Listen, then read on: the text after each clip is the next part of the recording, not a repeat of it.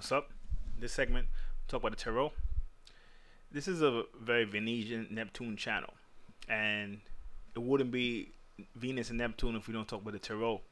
The tarot is a divination tool that, in a sense, extends far beyond divination. Probably even described as a divination tool. Probably doesn't do it justice. It's a tool that's used to create changes in your personality, which is centered. Which when you receive the changes, when the personality changes, you eventually are able to receive the true knowledge that you wouldn't be able to receive in your current state.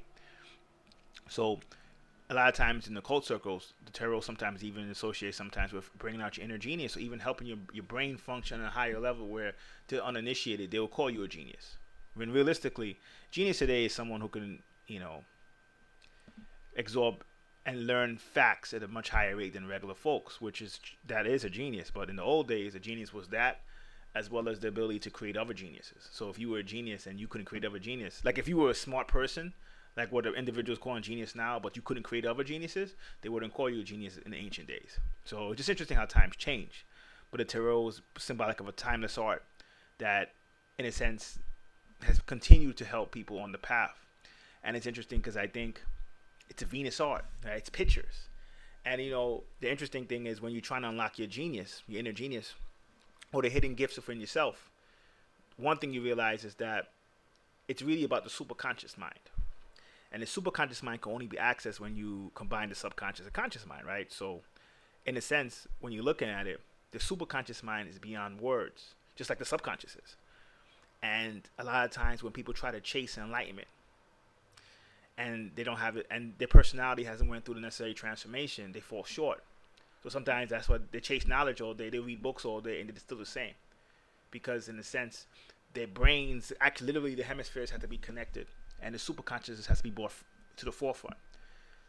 In a sense, in a way, you couldn't even do that with words. This is why the tarot cards is designed in pictures. A picture is worth 1,000 words, literally. So for people even creating, for artists, the tarot cards can be a tool because basically the tarot cards is symbolic of the beauty of Venus. It's a Venetian tool, in a sense, Neptunian as well, that in a way you look at it and it unlocks the gifts, the secrets of the universe, the mental verse, the astral, the physical. And it's a Venus tool doing it. It's art. When a child, for me, in my opinion, when a child is first 3, 4 years old, they should be coloring their own tarot cards. By 8, 9, you will see the difference in their personalities. If you do it right, of course, you have to teach them too. And you shouldn't just use it as a cheap divination tool like how people use it now to tell the future. It's not when your personality changes and your inner self comes out. Being able to see the future is one of the things you can see. So people confused it with being a tool to tell the future, right? But it's just something that when your personality goes through transformation, when you reach another level of consciousness, being able to see the futures is one of the things you can do. But I think is a good art for especially people in this channel because who love Venus, because it's Venetian, and it's symbolic of the fact that in a lot of ways all knowledge comes from the tarot, and for it to be a Venetian art, a Venetian tool, right, and for that to be, it's pretty good. And I think you wouldn't be an artist, a creator, if you didn't take a journey through that. Like that would help take your art, your creativity, whatever art you're trying to do to another level. And obviously, even if you're not an artist, even if you're not a creator, but you're trying to do it in everyday life, you're trying to learn about magic, you're trying to learn about spirituality, you're trying to learn about even science. The tarot drops heavy science, very hidden, and it's in pictures. So it's actually a more complete science. Where when you just depend on words, you're only going to work with your conscious brain, which is by itself limited. But when you work with pictures and words, you merge both hemispheres together, you become more complete, do it over a longer period of time, or for a long period of time, super consciousness comes.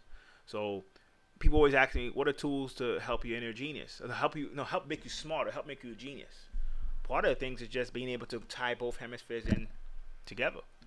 Being able to think in pictures as much as words and then form it in a mathematical structure, which is what sacred geometry is. Where you use sacred geometry is both a picture and math. So you're using both hemispheres. The key to really being able to unlock your genius is to be able to think in both hemispheres. This channel is interesting because, as some of you might know, I started a spiritual channel first.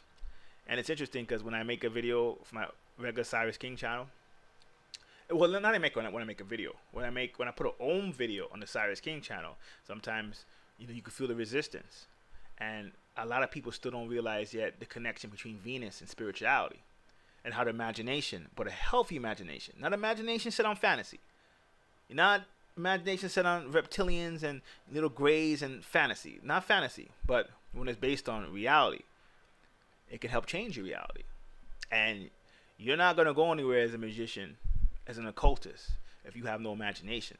So when I see some people on the other channel like, oh, I just want the knowledge, you're not gonna go anywhere unless you can merge both of them together. That's why the other channel is more science now, because science is just as important, probably even more important in my opinion, than even science fiction at this point. So you can't get into your science, you can't get into your sci-fi.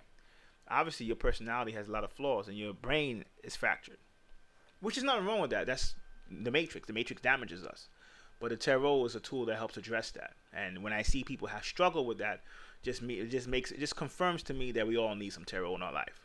So, hope that helps. Till next time.